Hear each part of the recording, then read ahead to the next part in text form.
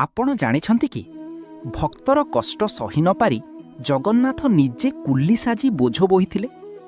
ଭକ୍ତ ଅର୍ଜୁନ ଦାସ ବହୁତ ବୃଦ୍ଧ ହୋଇଯାଇଥିଲେ। ସେ ନିଜ ସାଙ୍ଗରେ ପ୍ରଭୁଙ୍କ ପାଇଁ କିଛି ସାମଗ୍ରୀ ଓ ନିଜର ପୋଥିପତ୍ର ଧରି ପୁରୀ ଆସୁଥିଲେ। ବୋଝଟି ବହୁତ ଭାରି ଥିଲା ଏବଂ ଅର୍ଜୁନ ଦାସ ବାରମ୍ବାର ଥକି ପଡ଼ୁଥିଲେ। ହଠାତ୍ ଜଣେ କଳା ରଙ୍ଗର ସୁନ୍ଦର ବାଳକ ଆସି ପହଞ୍ଚିଲା।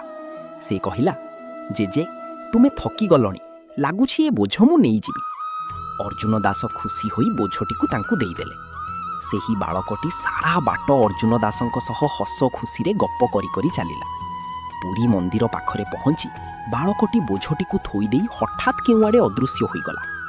ଯେତେବେଳେ ଅର୍ଜୁନ ଦାସ ମନ୍ଦିର ଭିତରକୁ ଗଲେ, ସେ ଦେଖିଲେ ପ୍ରଭୁଙ୍କ ଶ୍ରୀଅଙ୍ଗରୁ ଝାଳ ବହୁଛି। ସେ ବୁଝିଗଲେ ଯେ ଯେଉଁ ବାଳକଟି ତାଙ୍କ ବୋଝ ବୋହୁଥିଲା ସେ ଆଉ କେହି ନୁହେଁ, ସେ ସ୍ୱୟଂ ଜଗତର ନାଥ ଜଗନ୍ନାଥ। ଭକ୍ତର ସେବା ପାଇଁ ଭଗବାନ ଯେକୌଣସି ରୂପ ଧରିପାରନ୍ତି। ଯଦି ଆପଣ ବି ଏହି କଥାକୁ ବିଶ୍ୱାସ କରନ୍ତି, ତେବେ ଲେଖନ୍ତୁ, ଜୟ ଜଗନ୍ନାଥ।